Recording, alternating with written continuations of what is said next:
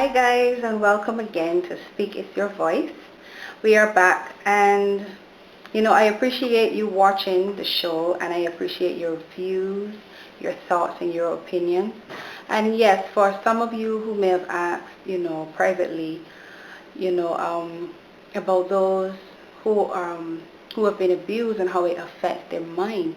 If it's real, I mean, yes, it is real. It's real for us. I mean, for them, they didn't go through abuse, so it was hard. So today I want to talk about trust. Trust, as we know, is a big factor, pivotal factor in any and all relationships, whether it's with your partner, your parents, your siblings, those that are in your life, your colleagues. Trust is a really, really important, pivotal factor.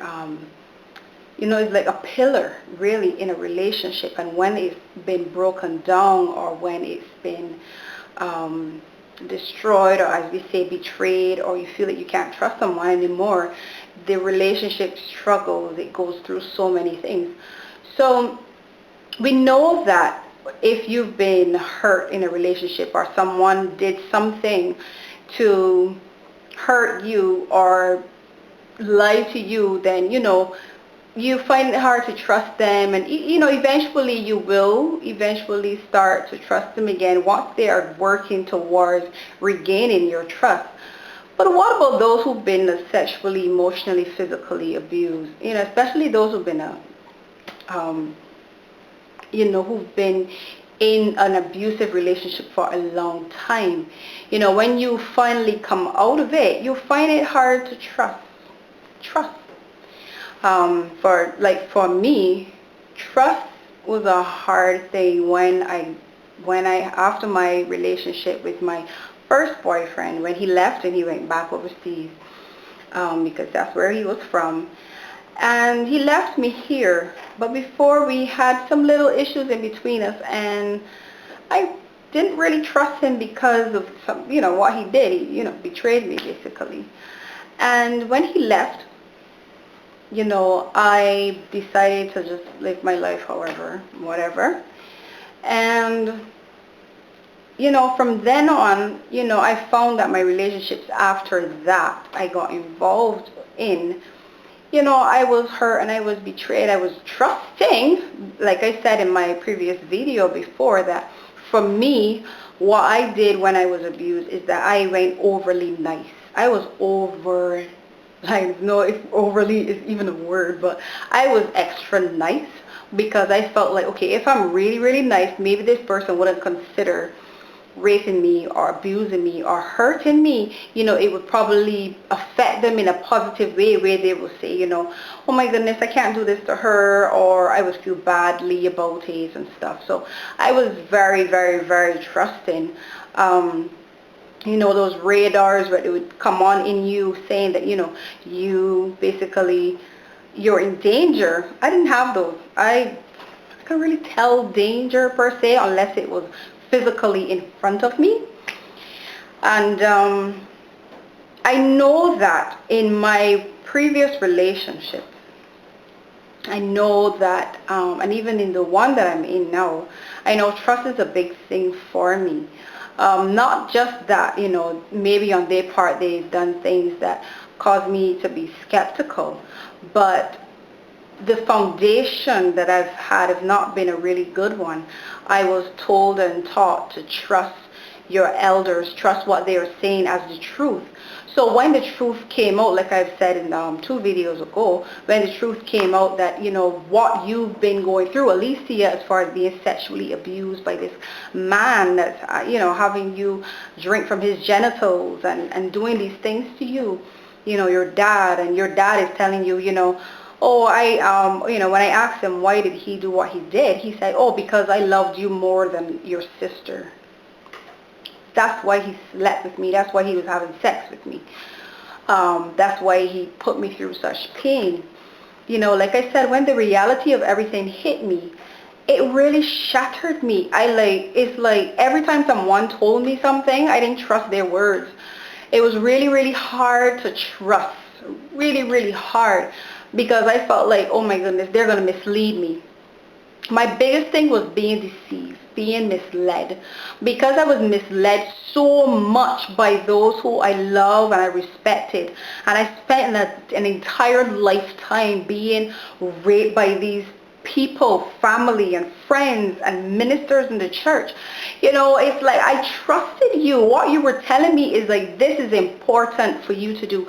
You have to allow me to put my fingers in your vagina and just swivel it around. You have to allow me to lay on top of you and put my genitals, my penis inside of you and have sex with you, because that's going to help you.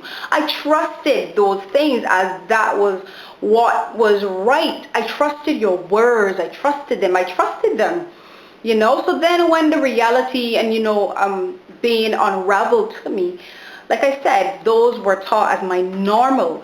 So even if persons come and say, but didn't you at some point know it was wrong? No. So stop asking me.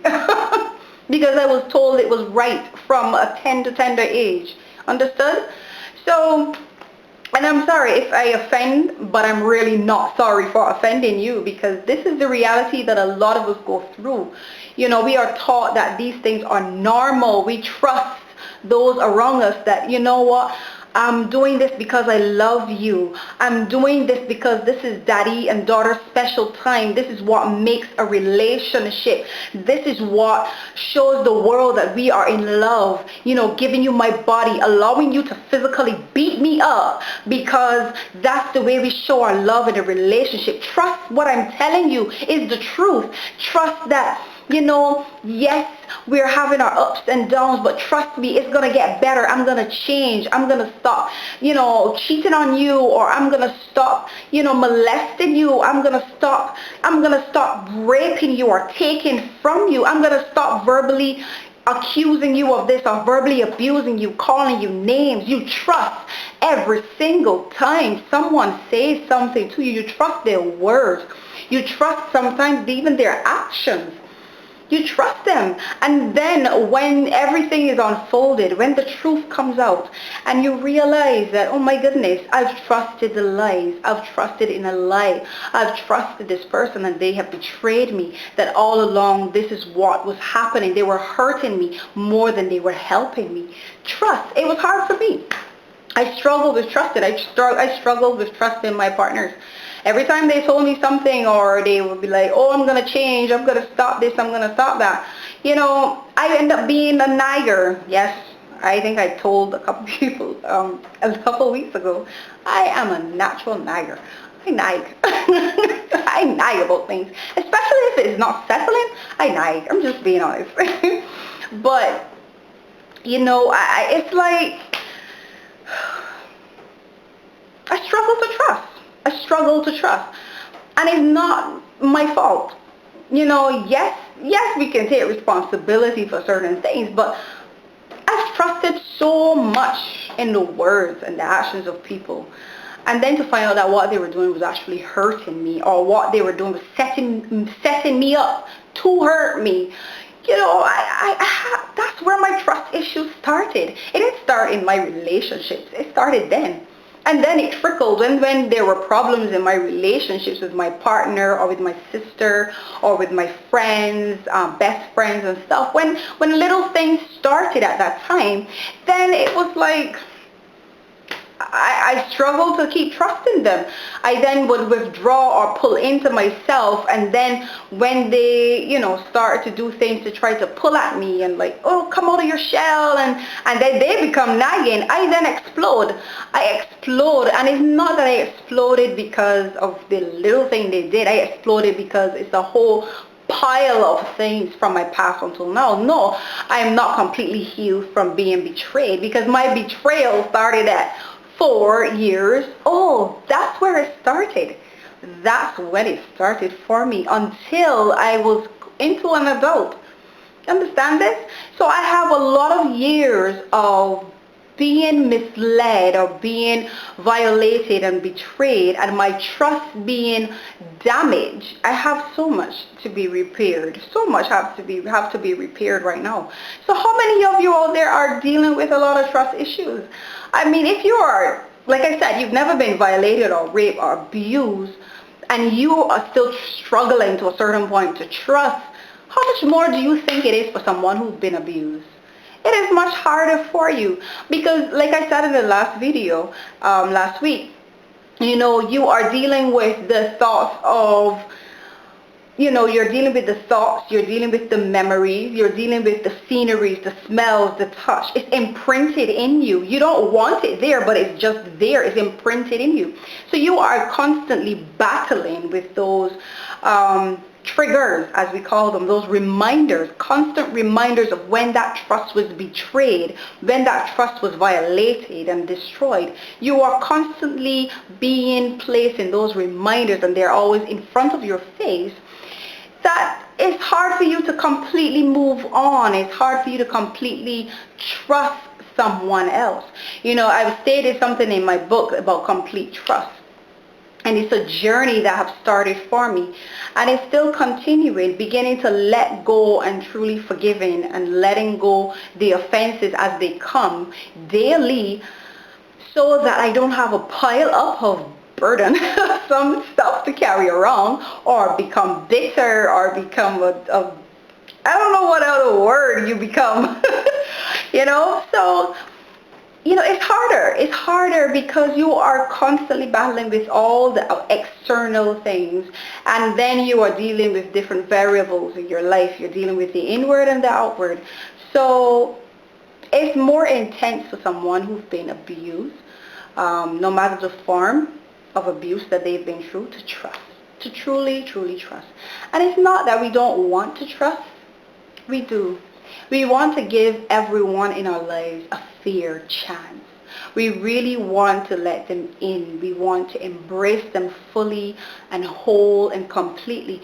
Like some of you are husbands out there, and you're probably saying that, oh, my wife don't like to have sex with me, or my girlfriend don't like to have sex with me, or boyfriend don't like to have sex with me when the lights are on, and she likes to cover herself. She doesn't like to, because she's still, she doesn't feel like she can trust the situation completely. She's still in that place of being violated. She's still battling with those memories. And it's not that she doesn't love you, or it's not that he doesn't love you, because men have been abused too. It's not that you all don't love each other. It's not that the love is not there. It's just that there's so much to deal with, and you're trying to deal with your life.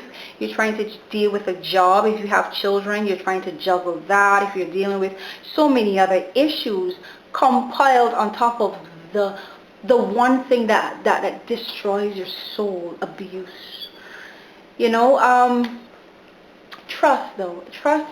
And I want to continue on this trust next week. So if any of you out there would love to come and have a rapport or discussion with me on your views of trust, you don't have to be someone who's been abused, but you would really like to share your thoughts and your views on it. It's fine. It's really fine with me. I don't mind. But I can only share from the point of view of someone who's been abused most of her life. I can only share from my experiences and my point of views, my opinions, the way I view things. As I said, and as someone who's been abused or a survivor of abuse, your view of things are totally different. They are totally different than to the one person out there who've never been through it. Our world is altered completely. We don't want it to be. And we try to continue in life as if everything is fine, but it's really not fine. And I'm sure if you ask some of your friends who've been abused and they're constantly telling you, oh, I'm fine, they're on antidepressants, they're on some kind of pill, or they're in overdrive, or they're just simply in a don't care-ish mood, or something of the sort that is showing up the problem. Those that can say they are fine are the ones who, as I've learned, are stable.